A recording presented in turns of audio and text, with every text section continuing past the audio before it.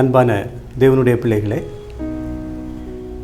மகிமை டிவியின் சார்பாக நடத்தப்படும் இந்த அருமையான செய்தி வேளையிலே இதை கேட்பதற்காக உங்கள் யாவரையும் இயேசு கிறிஸ்துவின் இனிதான நாமத்தினாலே வாழ்த்துகிறேன், வரவேற்கிறேன். இன்றைய செய்திக்காக நாம் கடந்து செல்வோம். இன்றைய செய்திக்காக எடுத்துக்கொண்ட வேதவசனம் பிலிப்பியர் 2 அதிகாரம் 5 வசனம். கிறிஸ்து இயேசுவில் இருந்த சிந்தையே உங்களிலும் இருக்க கடவது.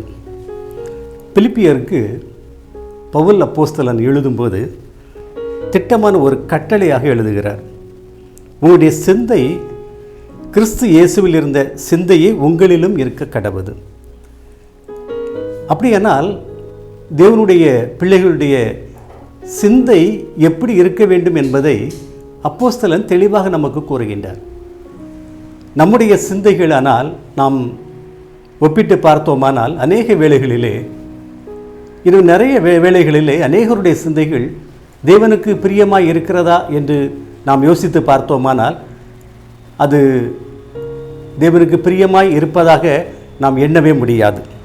நம்முடைய வாழ்விலும் கூட அநேக வேளைகளிலே நம்முடைய சிந்தைகள் தேவனுடைய சிந்தனைக்கு விரோதமாக காணப்படுகிறது. பிலிப்பியருடைய வாழ்வின் அல்லது வாழ்வாதாரத்தினுடைய அடிச்சோடுகளை கண்ணோக்கிய பவுல் அவர்களுக்கு இப்படி ஒரு எச்சரிக்கையை கொடுக்கிறார். அன்பான தேவனுடைய பிள்ளைகளை, நம்முடைய சிந்தை எப்படிப்பட்டது என்பதை நாம் இன்றைய நாளிலே சிந்தித்து பார்க்க அழைக்கப்படுகிறோம்.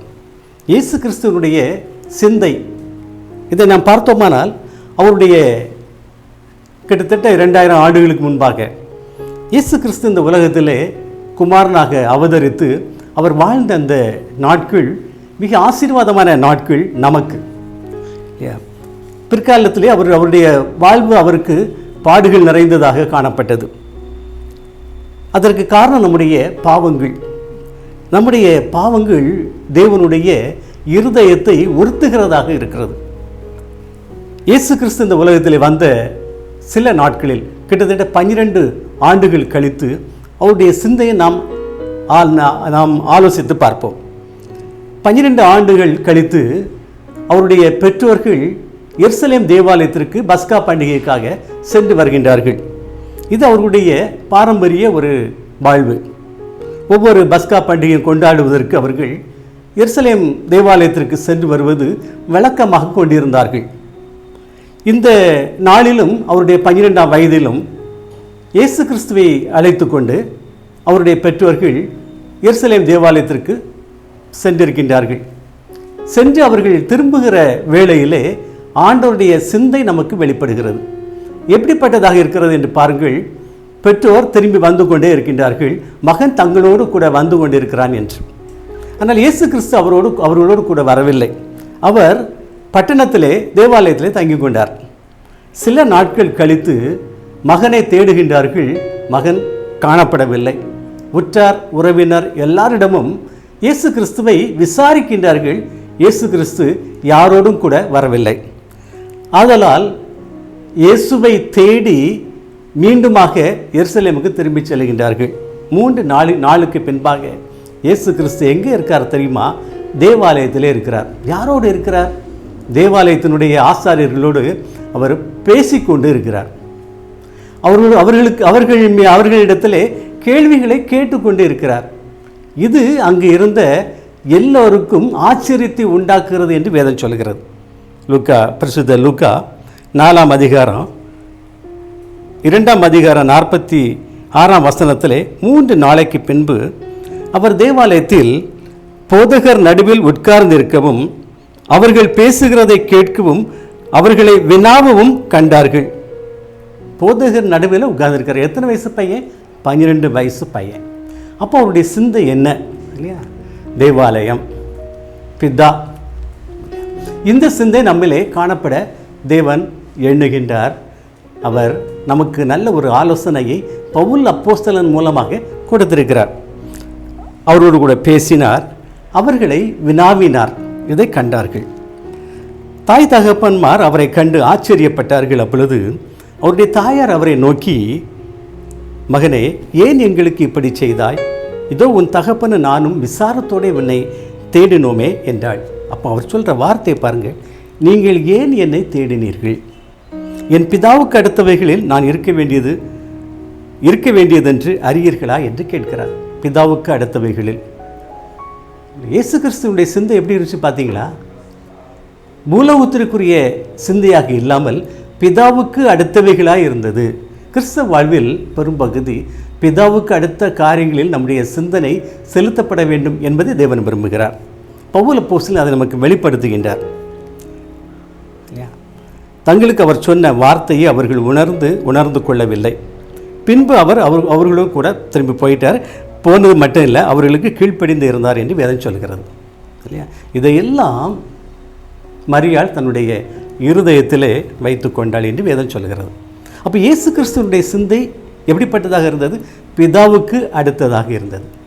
பிதாவுக்குரிய காரியங்களை சிந்திப்பதாக இருந்தது. பிதாவுக்குரிய காரியங்களை செயல்படுத்துவதாக இருந்தது. 4ஆம் அதிகாரம் 4ஆம் வசனத்தில் நம்ம ஒரு செய்தி நம்ம பார்க்கலாம். 4ஆம் அதிகாரம் 4ஆம் வசனத்தில் அவர் பிரதியுத்தரமாக இயேசு பிரதியுத்தரமாக பிசாசுகிட்ட பேசுகிறார். பிசாசுகிட்ட இயேசு பேசுகிறார். இப்போ தான் அவர் தன்னுடைய குடும்ப வாழ்வை விட்டு, பெற்றோரோடு வாழ்கின்ற வாழ்க்கையை விட்டு அவர் ஊழியத்துக்கு அடியெடுத்து வைக்கிறார். 40 நாள் உபவாசம் இருக்கிறார். பிசாசினால் சோதிக்கப்படுகிறார். பரிசுத்த ஆவியானவரையில் நடத்தப்படுகிறார். அப்போது அப்படி வரும்போது அவன் ஒரு 3 கேள்வியை பிசாசு இயேசுக்கிட்ட கேட்குறான். பிசாசு கேட்குறான், நான் ரட்சிக்கப்பட்டுட்டேன் இல்லையா, தேவனுடைய பிள்ளையாக வாழ்வதற்கு நான் ஆசைப்படுகிறேன், நான் என்னுடைய வாழ்வை தேவனுக்கு நான் ஒப்பு கொடுத்துருக்கிறேன். அப்படிப்பட்ட பிள்ளைகள் ஒரு காரியத்தை கவனித்து கொள்ள வேணும். என்ன காரியம் தெரியுமா? நாம் பிதாவுக்கு அடுத்த பிதாகுமாரன் பரிசுத்த ஆவியானவருக்கு அடுத்த காரியத்தில் நம்மை ஒப்படைக்கும் போது பிசாசு நம்மை சோதிக்க நம்மை பின்தொடர்ந்து வருகிறான் என்பதை நாம் சிந்திக்க வேணும். நம்முடைய வாழ்விலே அநேக இடையூறுகளை அவன் ஏற்படுத்துவதற்கு நம்மை பின்தொடர்ந்து வருகிறான். நம்முடைய வாழ்வின் சூழ்நிலையை மாற்றுவதற்கு நம்மோடு கூட வருகிறான். நம்மை சோதிப்பதற்காக நம்மோடு கூட வருகிறான். என்றைக்கு நான் ரட்சிக்கப்பட்டவனோ அன்று முதல் பிசாசு என் பின்னே வந்து கொண்டே இருக்கிறான். எப்படி வருகிறான் தெரியுமா? சில நேரங்களில் கர்ஜிக்கிற சிங்கத்தை போல் எவனை விழுங்கலாமோ என்று வகை தேடி சுற்றி திரிகிறான். யாரெல்லாம் இயேசு கிறிஸ்துவிடத்திலே தன்னை அர்ப்பணித்திருக்கின்றார்களோ அவர்களுக்கு என்னென்ன பிரச்சனை உண்டு பண்ணணும், என்னென்ன சோதனை உண்டு பண்ணணும் அப்படின்னு சொல்லி அவர்களை அவருடைய ரட்சிப்பின் அனுபவத்தை விட்டு கடந்து செல்லும்படியாய், அவருடைய வாழ்வை கெடுக்கும்படியாய், அவருடைய பரிசுத்தத்திலிருந்து அவர்களை மாற்றி போடும்படியாய் பின்தொடர்ந்து வருகிற பிசாசை நாம் இங்கே காணுகிறோம். இயேசுவை பின்தொடர்ந்து வருகிறான். இயேசுவிடத்தில் வந்து அவன் ஒவ்வொரு கேள்வியாக கேட்குறான். பிசாசு அவரை நோக்கி 4ஆம் அதிகாரம் 3ஆம் வசனம், நீ தேவனுடைய குமாரனையானால் இந்த கல் அப்பமாகும்படி சொல்லும் என்றார். எப்போ? இயேசு பசியாக இருந்தார். இயேசு பசியாக இருந்த வேளையில் இந்த சொல்கிறான், பசியாக தானே இருக்குது, இந்த கல்லை நீர் அப்பமாக்கி சாப்பிட்டுக்க வேண்டியதானே, நீர் ஏன் பசியாக இருக்கிறாரு, ஏன் வாடுகிறீர் அப்படின்னு சொல்லி கேட்குறான். தேவன் என்ன கொடுக்குறாரு பாருங்க. இயேசு கிறிஸ்து அவர் பிரதியுத்தரமாக, மனுஷன் அப்பத்தினாலே மாத்திரமல்ல தேவனுடைய வாயிலிருந்து புறப்படுகிற ஒவ்வொரு வார்த்தையினாலும் பிழைப்பான். ஒவ்வொரு வார்த்தையினால். அப்போ இந்த உலக வாழ்க்கையில் கிறிஸ்தவருடைய நம்பிக்கை என்ன தெரியுமா? உலகத்திலே நம்முடைய நோக்கங்கள், நம்முடைய எதிர்பார்ப்புகள் நிறைவேறவில்லை என்றால் இல்லையா, நம்முடைய பிழைப்பு அல்லது நம்முடைய வாழ்வின் முன்னேற்றம் எதில் இருக்கிறது? தேவனுடைய வசனத்தில் இருக்கிறது, தேவனுடைய வார்த்தையில் இருக்கிறது என்பதை நாம் புரிந்து கொள்ளும்படியாக அழைக்கப்படுகிறோம். நமக்காக தேவன் அநேக வார்த்தைகளை பேசியிருக்கிறார், அநேக வசனங்களை பேசியிருக்கிறார், அநேக குறிப்புகளை சொல்லியிருக்கிறார், அநேக ஓமானங்களை நமக்கு கொடுத்திருக்கிறார். இயேசு கிறிஸ்துவனுடைய வார்த்தைகள் நமக்கு கற்றுக் கொடுக்கின்றன. அதை கற்றுக்கொள்ளுகின்ற மனப்பான்மை நமக்கு இருக்க வேண்டும். அதான் வேதத்தை வாசிக்கணும், வேதத்தை வாசிக்கணும் அப்படின்னு நம்ம சொல்லுகிறோம் இல்லையா. அப்பத்தினாலே மாத்திரமல்ல தேவனுடைய ஒவ்வொரு வார்த்தையினாலும் அவன் பிழைப்பான் என்று எழுதியிருக்கிறதே. அப்போ மனிதரோடு மாத்திரமல்ல இல்லை, பிசாசோடு நமக்கு என்ன இருக்குது? போராட்டம் இருக்குது இந்த உலக வாழ்க்கையில். அப்படி போராட்டம் இருக்கும்போது நம்ம சோர்ந்து போகாமல் இருக்க வேணுமானால் என்ன செய்யணும்? தேவனுடைய வசனங்களை நாம் பேச வேணும், மனிதரோடு பேசணும், பிசாசோடு பேசணும். இதற்காக நம்ம அழைக்கப்படுகிறோம் இல்லையா? இது அவருடைய சிந்தை, அவருடைய சிந்தை. நிறைய பேருக்கு அந்த பசி நேரத்தில் யார் என்ன சொன்னாலும் கூட நான் சாப்பிட்டு போகிறேன் அப்படி சொல்லுகிற உலகம் இது. ஆனால் ஆண்டவர் இவைகளுக்கெல்லாம் அப்பால் பட்டவராக இயேசு கிறிஸ்து தேவ பிதாவினுடைய வார்த்தைகளுக்கு அவர் முக்கியத்துவம் கொடுத்தார் என்பதை இது நமக்கு வெளிக்காட்டுகிறது. அடுத்த 8ஆம் வசனத்தில் பாருங்கள், இயேசு அவனுக்கு பிரதியுத்தரமாக, என்ன பிரதியுத்தரமாக?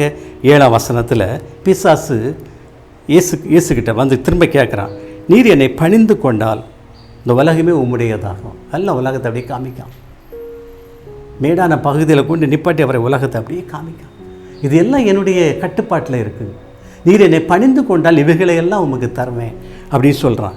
இயேசு அழகாக சொல்கிறார் பாருங்கள். இயேசு அவனுக்கு பிரதியுத்தரமாக, எனக்கு பின்னாக போ சாத்தானே, உன் தேவனாகிய கர்த்தரை பணிந்து கொண்டு அவர் ஒருவருக்கே ஆராதனை செய்வாய்க என்று எழுதியிருக்கிறதே. யாரை நம்ம பணிந்து கொள்ளக்கூடாது? பிசாசை பணிந்து கொள்ளக்கூடாது. அது நம்முடைய அழைப்பு அல்ல. உன் பிதாவாகிய தேவனை பணிந்து கொள்வதற்கு உனக்கு பணிந்து கொள்வாயாக, அவர் ஒருவருக்கே நீ ஆராதனை செய்வாயாக என்று எழுதியிருக்கிறதே. வேதத்தில் உள்ள ஒவ்வொரு வாக்கியத்தையும் தேவன் சொல்லுகிறார். அவருடைய சிந்தனை எல்லாம் எப்படிப்பட்டதாக இருந்தது? பிதாவுக்கு பிரியமாக இருந்தது, பிதாவினுடைய வார்த்தைகளாக இருந்தது, பிதா நமக்கு கொடுத்த கட்டளையாக இருந்தது.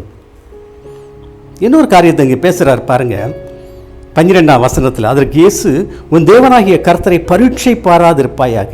அவன் சொல்கிறான் பாருங்க, உமது பாதம் கல்லில் இடராதபடிக்கு அவர்கள் உண்மை தங்கள் கைகளில் ஏந்தி கொண்டு போவார்கள், குதியுமே அப்படின்னு சொல்லி சொல்கிறான். அப்போ தான் சொல்கிறார் இல்லையா, உன் தேவனாகிய கர்த்தரை பரீட்சை பாராதிருப்பாயாக. எந்த வேளையிலும் யாரிடத்திலும் என் தேவன் தான் பெரியவர் அப்படின்னு சொல்லி நம்ம நிரூபிப்பதற்காக தேவனாகிய கர்த்தரை பரீட்சை பார்ப்பதற்கு நாம் அழைக்கப்படவில்லை. 3 காரியத்தை பேசினார். என்னெல்லாம் பேசினார் பாருங்கள். தேவனுடைய மனுஷன் அப்பத்தினாலே மாத்திரமல்ல, தேவனுடைய ஒவ்வொரு வார்த்தையினாலும் பிழைப்பான். எதனாலே பிழைப்பான்? சாப்பிடுறதுனாலே மாத்திரமல்ல, தேவனுடைய வார்த்தையினாலே பிழைப்பான். 2ஆவது சொன்னார், எனக்கு அப்பாலே போ சாத்தானே, உன் தேவனாகிய கர்த்தரை பணிந்து கொண்டு அவர் ஒருவருக்கே ஆராதனை செய்வாயாக. ஆராதனை யாருக்கு செய்யணும்? யாருக்கு செய்யணும்? மனிதனுக்கா தேவனுக்கா? பிசாசுக்கா தேவனுக்கா? யாருக்கு நம்ம ஆராதனை செய்யணும்? தேவன் ஒருவருக்கே. 3ஆவது காரியம், உன்னுடைய தேவனாகிய கர்த்தரை நீ பரீட்சை பாராதிருப்பாயாக. நம்பு, உன் தேவனாகிய கர்த்தரை நீ நம்பு. பிதா குமாரன் பரிசுத்தாவியானவரை நம்பு, அவருடைய வார்த்தைகளை நீ நம்பு, அவருடைய வசனங்களை நம்பு இல்லையா? அவரை பரீட்சை பாராதிருப்பாயாக. இது தேவனுடைய சிந்தை ஒவ்வொரு காரியத்தில் நமக்கு வெளிப்படுத்தி இருக்கிறார். யாரிடத்தில் பேசும்போது? பிசாசின் இடத்துல பேசும்போது. அப்போ மனிதரிடத்தில் பேசும்போது நிறைய பேசியிருக்கிறார் இல்லையா? அவர் ஒரு காரியத்தை சொல்கிறார் பாருங்க. பரிசுத்த மத்தேயு எழுதின சுவிசேஷம் 11ஆம் அதிகாரத்தில், மத்தேயு 11ஆம் அதிகாரம் 29ஆம் வசனம் அவர் சொல்கிறார் பாருங்க, நான் சாந்தமும் மனத்தாழ்மையுமாய் இருக்கிறேன். இயேசு சொல்கிறார், நான் சாந்தமாக இருக்கிறேன், மனத்தாழ்மையுமாய் இருக்கிறேன்.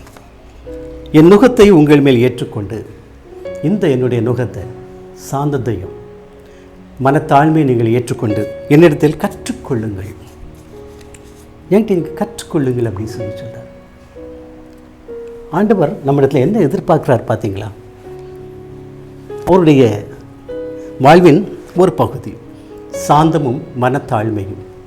வாழ்வு முழுவதும் சாந்தமாக இருந்தார், மனத்தாழ்மையாக இருந்தார், சிஷ்யர்களோடு கூட பணி செய்தார். இவர் தான் குரு, பரமகுரு. இவர் தான் பெரியவர், சாலமோனிலும் பெரியவர், தேவாலயத்திலும் பெரியவர், எல்லாவற்றிலும் பெரியவர், உலகத்தில் பெரியவர், உன்னதங்களிலே வாசமாயிருப்பவர், பிதாவோடு கூட இருப்பவர்.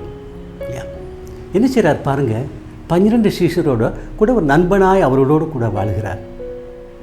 இந்த பஸ்கா பண்டிகையில், பஸ்கா தினத்தன்று எல்லாரும் உட்காந்துருக்காங்க. ஆண்டவர் என்ன செய்தார் பார்த்தீங்களா? அவருடைய கால்களை கழுவி தண்ணீரால் தன் கையில் இருந்த அந்த துணியால் துடைத்தார் என்று வேதம் சொல்கிறது. மனத்தாழ்மை. இந்த மனத்தாழ்மை நமக்கு வேணும் இல்லையா? நம்ம யாராக இருந்தாலும் சரிதான், கோடீஸ்வரராக இருந்தாலும் சரிதான், சாதாரண ஒரு மனுஷனாக இருந்தாலும் சரிதான், ஆசிரியனாக இருந்தாலும் சரிதான், நம்ம ஸ்டூடெண்ட்டாக இருந்தாலும் சரிதான், பெற்றோராக இருந்தாலும் சரிதான், பிள்ளைகளாக இருந்தாலும் சரிதான், யாராக இருந்தாலும் சரிதான், ஒவ்வொருவருக்கும் அவரவர் நிலைமைக்கு ஏற்ற மனத்தாழ்மை தேவை. எல்லாருக்கும் தேவை. எல்லாருக்கும் மனத்தாழ்மை தேவை. எப்படி இருக்கணும்? நாம் சாந்தமாக இருக்கணும். சாந்தம் உலகத்தை சுதந்திரிக்க நமக்கு கற்றுக் கொடுக்கும். சாந்தமாக இருந்தோம்னா உலகத்தை சுதந்திரிக்க நமக்கு கற்றுக் கொடுக்கும். மோசே சாந்த குணம் உள்ளவனாக இருந்தான். எல்லா காரியத்திலையும் சாந்த குணம் உள்ளவனாக இருந்தான். இயேசுவோடு கூட, தேவனோடு கூட இருந்தான். பிதாவோடு கூட இருந்தான். ஆபிரகாம் பிதாவோடு கூட இருந்தார். சாந்தமாக இருந்தார். கிறிஸ்துவுக்குள் அன்பானவர்களே, நான் சாந்தமாய் வாழும்படியாய் இயேசு கிறிஸ்துவினாலே கற்று தரப்படுகிறோம். அவருடைய அந்த சிந்தையில் ஒரு பகுதி என்ன தெரியுமா? சாந்தமும் மனத்தாழ்மையும்.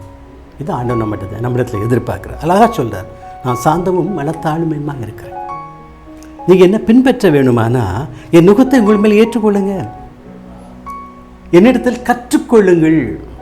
அப்போ ஒவ்வொரு வசனமும், இயேசு கிறிஸ்துவனுடைய ஒவ்வொரு வசனமும் எப்படிப்பட்டதாக இருக்குது பார்த்தீங்களா? நாம் அவைகளை கற்றுக்கொள்ளக்கூடியதாக இருக்கிறது. ஒரு மனுஷன் ஒரு காரியத்தை கற்றுக்கொண்டு அதை மறந்து போயிட்டானா அவனிலே எந்த பிரயோஜனமும் கிடையாது. எந்த எதிர்பார்ப்பை நம்ம அவனிடத்துல கேட்க முடியாது. என்ன கற்றுக்கொண்டான், அவைகளை செயல்படுத்துகிறானா என்பதை நாம் என்ன செய்ய முடியாது, யோசிக்கவே முடியாது. ஒரு மாணவன் இருக்கிறான், ஸ்கூலுக்கு போகிறான், ஆசிரியர் கற்றுக் கொடுக்குறாரு, அவை கேட்குறான். ஆனால் அதை அர்த்தத்துடன் கேட்டானா கேட்கலையா நமக்கு தெரியாது. அதை கவனித்து கேட்டிருந்தானா அவனுடைய வாழ்வின் பயனீடாய் அதை பயன்படுத்தி கொள்வான், அதை ஏற்றுக்கொள்வான், அதன்படி செயல்படுவான். அவன் கேட்கல, அவன் கண்ணெல்லாம் ஆசிரியரே பார்த்துட்ருக்கு. பட் அவன் அதை கேட்குற வேறு ஏதோ சிந்தித்து கொண்டு இருக்கிறான். அவனுடைய சிந்தனை வேறு எங்கேயோ போயிட்டு அப்படின்னு சொன்னால் அந்த கிளாஸ் அவனுக்கு எந்த பயன்பாடே அவனுக்கு கொடுக்காது. நல்ல பெற்றோர் வாழ்ந்து கொண்டு இருக்கிறார்கள். பிள்ளைகள் இருக்காங்க, பெற்றோருடைய எந்த வார்த்தையும் கேட்க மாட்டாங்க. ஆனால் பெற்றோர் சொல்லும்போது நல்லா கவனிச்சுட்டே இருப்பாங்க, ஆனால் எதையுமே கேட்க மாட்டாங்க. இவருடைய பிற்கால வாழ்வு எப்படிப்பட்டதாக இருக்கும்னு சொல்கிறீங்க? அதான் கெட்ட குமாரன் அப்படி சொல்லி சீரழிந்த ஒரு வாழ்வாக இருக்கும். வேதாகமத்தில் ஒவ்வொரு காரியத்திற்கும் ஒவ்வொன்றும் நமக்கு கொடுக்கப்பட்டிருக்கு. எல்லாமே திருஷ்டாந்தங்கமாக எழுதப்பட்டிருக்கிறது. அவைகளை கற்று உணர்ந்து இல்லையா, எது வேணும் எவைகளை வேண்டாம், நன்மை தீமை அறியக்கூடிய சிந்தனைகளை தேவன் நமக்கு கொடுத்துருக்கிறார் இல்லையா. இந்த உலகத்தை உலக பிரகாரமாக நான் சிந்தித்தேனானா அதில் எனக்கு எந்த பிரயோஜனமும் கிடையாது. தேவனுடைய பிரகாரமாக இல்லையா, அந்த ஞானம் லௌகீக ஞானத்தை விட்டு வெறுத்து பரத்திலிருந்து உண்டாகிற ஞானத்தை வைத்து நான் செயல்படுவேனானா நான் தேவனுடைய பிள்ளை. இல்லை அந்த உலக ஞானத்தை நான் செயல்பட்டேன்னா ஒருவேளை 10 பேர்கிட்ட நான் நல்ல பேர் வாங்கலாம்.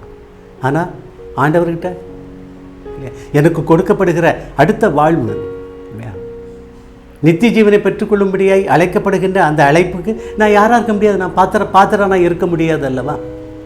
எப்பவும் பாத்திரவான் அல்ல அப்படி சொன்னால், கிறிஸ்துவனிடத்திலே நாம் கேட்டு கற்றுக்கொண்டவைகளில் நிலைத்திருந்தால் நித்திய ஜீவனும் உண்டு. நிலைத்திராவிட்டால் நித்திய ஜீவனே கிடையாது.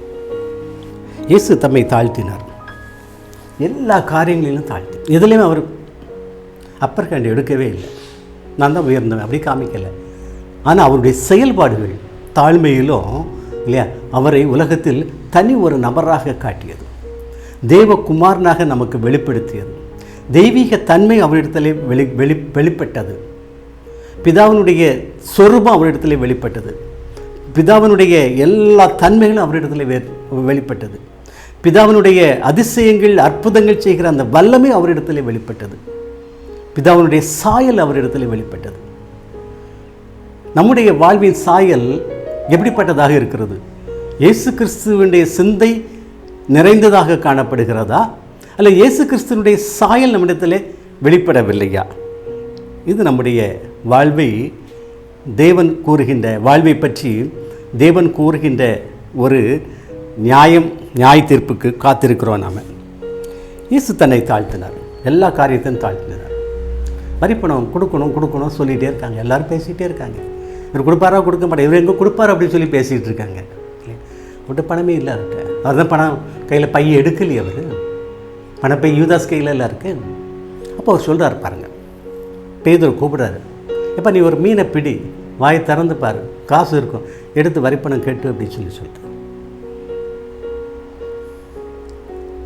என்னுடைய வாழ்வில் நான் உண்மையாக தான் செய்யணும், நியாயமாக செயல்படணும், ஆண்டவருடைய வார்த்தைக்கு கட்டுப்பட்டு நான் செயல்படணும் அப்படின்னு சொல்லி நான் செய்யும்போது என்கிட்ட ஒன்றுமே இல்லை அப்படி சொன்னாலும் தேவன் அந்த காரியத்தை நிறைவேற்ற வல்லவராக இருக்கிறார். இயேசுக்கிட்ட ஒரு காசு கிடையாது அவர்கிட்ட. அவர் அந்த காசை யூதாசிட்ட வாங்க அவர் விரும்பவே இல்லை. நல்ல கவனிங்க, யூதாசிட்ட வாங்க அவர் விரும்பவே இல்லை. ஆனால் யார்கிட்ட சொன்னார்? பேதுருகிட்ட சொன்னார், போப்பா அவர் மீனை பிடி, வாயை திறந்து பாரு, காசு இருக்கும், எடுத்து வரிப்பணத்தை கட்டிட்டு பா அப்படின்னு சொல்லிட்டார். பயணம் செய்தார், படகுல பயணம் செய்தார், நடந்து கொண்டே இருந்தார். கடலா இந்த நீராக படகுல போய்கிட்டே இருந்தார். படகு அவருடையது அல்ல, எதுவுமே தனக்குன்னு அவர் சொந்தமாக வைத்து கொண்டதே இல்லை.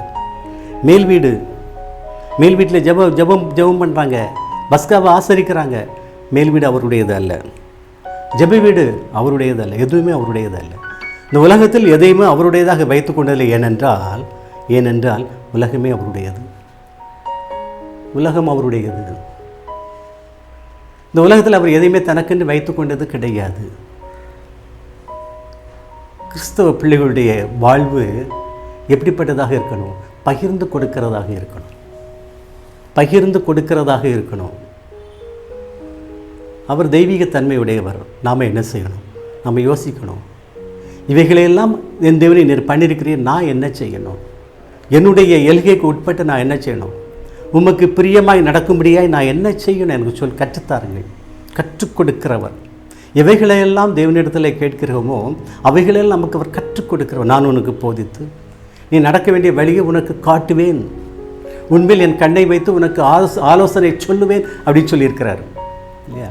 ஆலோசனை சொல்லுகிறவர், கற்றுக் கொடுக்கிறவர். நல்ல ஆண்டவர் நமக்கு உண்டு. இயேசு தன்னை தாழ்த்தினார், எல்லா காரியங்களிலும் தன்னை தாழ்த்தினார். அவரை கொலை செய்வதற்கு எல்லாரும் ஆயத்தப்படுகிறாங்க, பிரயத்தனம் எடுக்கிறாங்க. அவர் தப்பிப்பிக்கிறதுக்கு எந்த வேலையும் அவர் எடுக்கலை. தன்னுடைய வேலையை செய்து கொண்டே வந்தார்.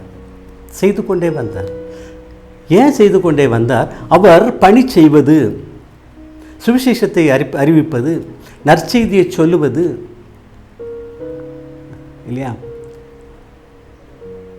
ஜனங்களை மீட்டு எடுப்பது, ரட்சிப்பது, சுகத்தை கொடுப்பது, பலனை கொடுப்பது, பிசாசை துரத்துவது, இது எல்லாமே பிதா இவர் என்ன செய்ய வேண்டும் என்று எண்ணியிருந்தாரோ அந்த காரியங்களை எல்லாம் செய்தார்.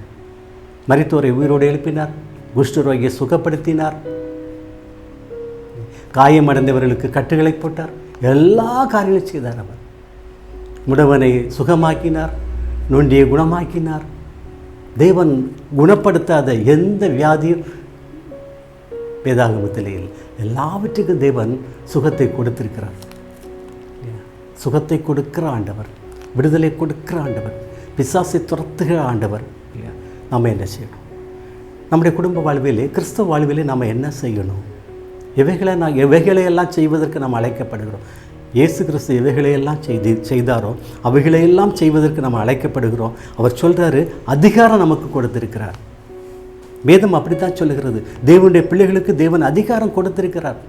எவைகளை செய்ய வேண்டுமோ அவைகளை செய்யக்கூடிய எல்லா அதிகாரத்தையும் தேவன் நமக்கு கொடுத்திருக்கிறார். இயேசு சொல்லுகிறார், மத்தேயு 11:30 நீங்கள் பூமிக்கு உப்பாய் இருக்கிறீர்கள் என்று சொல்லுகிறார். நீங்கள் பூமிக்கு உப்பாய் இருக்கிறீர்கள். உப்பு சாரமற்று போனால் இதிலே சாரமாக்கப்படும், வெளியே கொட்டப்படுவதற்கும் மனிதரால் மிதிக்கப்படுவதற்குமே வெளியே வேறு ஒன்றுக்கும் உதவாது. ஆண்டவர் நம்மை எப்படி படிச்சிருக்கிறார் பார்த்தீங்களா? உப்பாக பயன்படுத்துகிறார், உப்பாக படைத்திருக்கிறார். சாரமற்று போய்விடக்கூடாது. நீங்கள் உலகத்திற்கு வெளிச்சமாக இருக்கிறீர்கள். நம்ம இருக்கிற இடங்கள் வெளிச்சமாக இருக்கணும். எப்படி இருக்கணும்? அங்கே சந்தோஷம் இருக்கணும், அங்கே சமாதானம் இருக்கணும், அங்கே சுகம் இருக்கணும், அங்கே பலன் இருக்கணும். பிசாசினுடைய கிரியைகள் அங்கே செயல்படக்கூடாது இல்லையா? அங்கே விசுவாசம் இருக்கணும், அங்கே எல்லாம் இருக்கணும். அங்கே அன்பு இருக்கணும், பொறுமை இருக்கணும், தயவு இருக்கணும், நற்குணங்கள் இருக்கணும், எல்லாமே இங்கே இருக்கணும், சாந்தம் இருக்கணும்.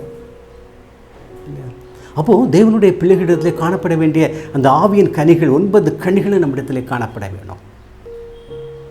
ஆவியின் கனிகள் நம்மிடத்தில் காணப்படுமானால் நம்முடைய வாழ்வு எப்படிப்பட்ட வாழ்வாக இருக்குது, நம்ம எப்படி இருக்கிறோம், நம்ம உலகத்திற்கு ஒப்பாக இருக்கிறோம், உலகத்திற்கு நம்ம வெளிச்சமாக இருக்கிறோம். அந்த ஆவியின் கனிகள் நம்மிடத்தில் இல்லையானா உலகத்தை நம்ம ஒப்பாக இல்லை, சாரம் பெற்று போனோம், வெளிச்சமாக இல்லை.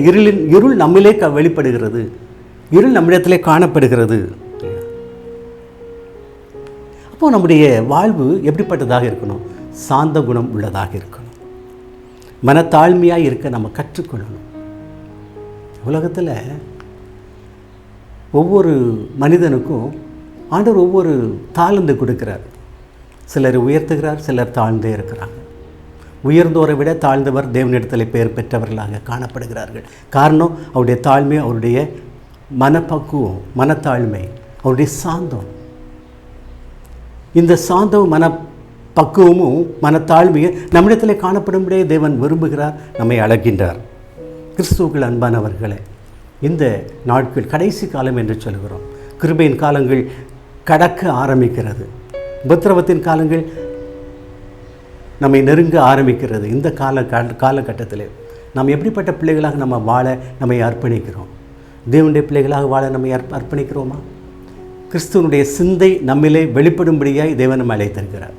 இன்று முதல் ஒவ்வொரு பிள்ளைகளும் வேத வசனம் வாசிக்கும் போது தேவனுடைய சிந்தை என்ன, எப்படிப்பட்ட சிந்தைகள், சாந்தத்திற்காக அவர் எடுத்துக்கொண்ட நடவடிக்கைகள் என்ன, மனத்தாழ்மைக்காக அவர் எடுத்துக்கொண்ட நடவடிக்கைகள் என்ன, இந்த செயல்களை நான் என்னுடைய வாழ்க்கையில் நான் கற்றுக்கொள்வேன். கற்றுக்கொள்வது மாத்திரமல்ல, என்னுடைய வாழ்வில் நான் வெளிப்படுத்துவேன் அப்படிங்கிற ஒரு நிச்சயம் நமக்குள்ளாக எழும்ப வேண்டும். இதற்காக நம்ம அழைக்கப்படுகிறோம்.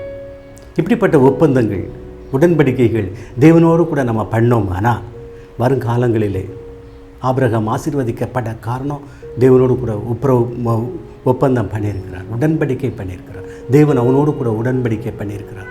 ஈசாக்கோடு உடன்படிக்கை பண்ணியிருக்கிறார். யாக்கோபோடு கூட உடன்படிக்கை பண்ணியிருக்கிறார். நம்மோடு தேவன் உடன்படிக்கை பண்ணும்படியாய் நம்ம அழைக்கப்படுகிறோம். தேவனுக்கு பிரியமான காரியங்களை செய்வோம், தேவனுடைய ஆசீர்வாதங்களை பெற்றுக்கொள்வோம். ஜெபிப்போம். பரிசுத்தமுள்ள பரலோக தகப்பனே, அருமையான இந்த ஜெப வேலைக்காக உண்மை நன்றியோடு துதிக்கிறேன், உண்மை ஸ்தோத்திரிக்கிறேன். அப்பா, அருமையான ஒரு செய்தி கேட்க நீங்கள் உதவி செய்த தயவுக்காக உமக்கு நன்றி, உமக்கு ஸ்தோத்திரம். ஆண்டவர், கேட்ட பிள்ளைகள் சத்தியத்தை அறிந்து உணர்ந்து கற்றுக்கொண்டு தங்களுடைய வாழ்க்கையிலே ஆண்டவர் வெளிப்படுத்த நீர் உதவி செய்ய வேண்டுமாறு ஜெபிக்கிறேன். ஒவ்வொரு பிள்ளைகளையும் ஆசீர்வதிங்கப்பா.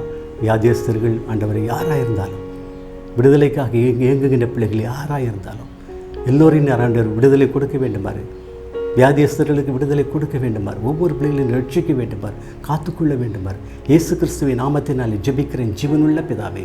ஆமேன், ஆமேன்.